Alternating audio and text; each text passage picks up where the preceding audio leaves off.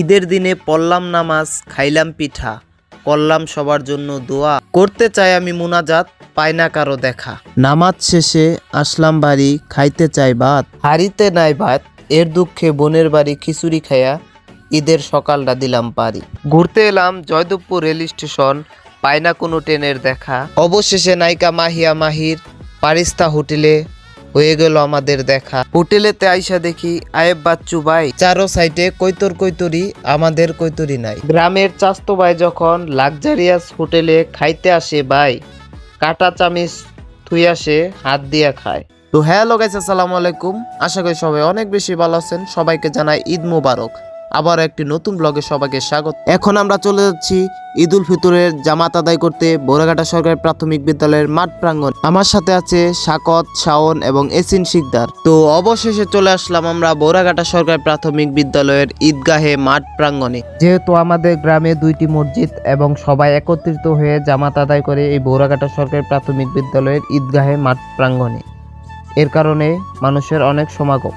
এই মুহূর্তে আমরা জামাতে নামাজ আদায় করে চলে যাব আমরা বাসায়।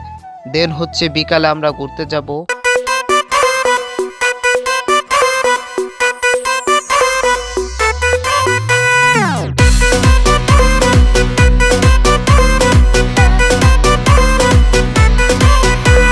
সুরমা লাগা রে,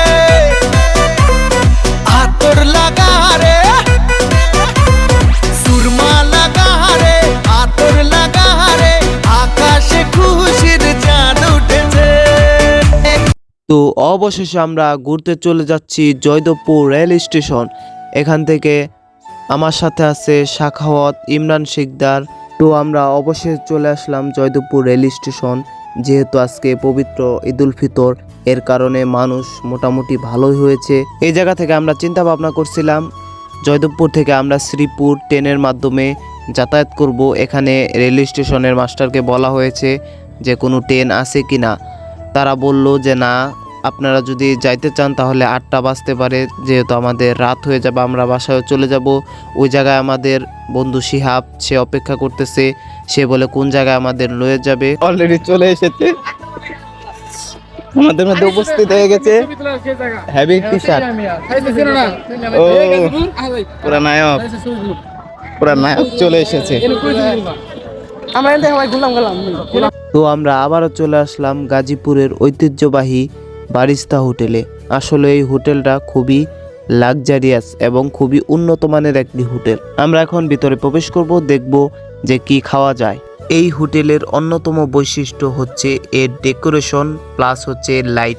এটি হচ্ছে হোটেলের প্রথম ফ্লোরের একটি দৃশ্য। তো এই জায়গায় এখন আমরা ছবি টবি তুলবো, দেন হচ্ছে তারপরে মেনু দেখে খাবার অর্ডার করব। তো প্রথমে আমরা ছবি তুলি এবং প্লাস পুরোটা ঘুরে দেখি। তো আমরা ওই জায়গায় শিয়াব মেনু দেখতেছে, আলুর ভর্তা আর ভাত।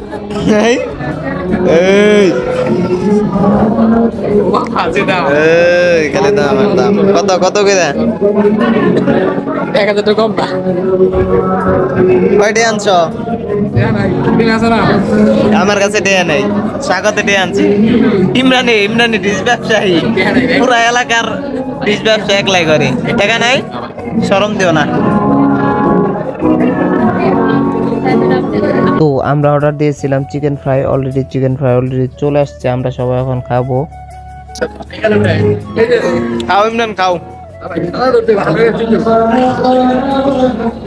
খাও দি।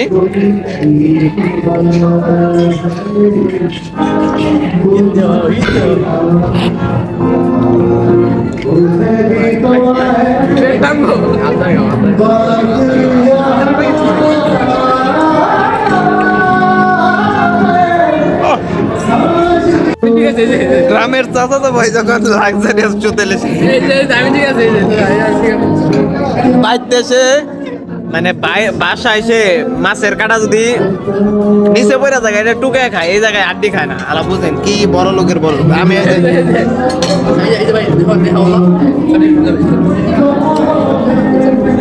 নদী ভাঙ্গে না, তো ভাঙ্গে না।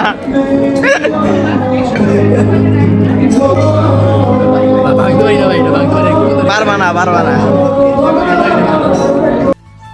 দেন আমরা হচ্ছে খাওয়া দাওয়া করলাম, অনেক ঘোরাঘুরি করলাম। আসলে ব্লগটা কেমন লেগেছে সবাই কমেন্টে জানাবেন এবং নতুন নতুন ব্লগ পেতে চ্যানেলটি সাবস্ক্রাইব করে রাখবেন। ধন্যবাদ, আসসালামু আলাইকুম।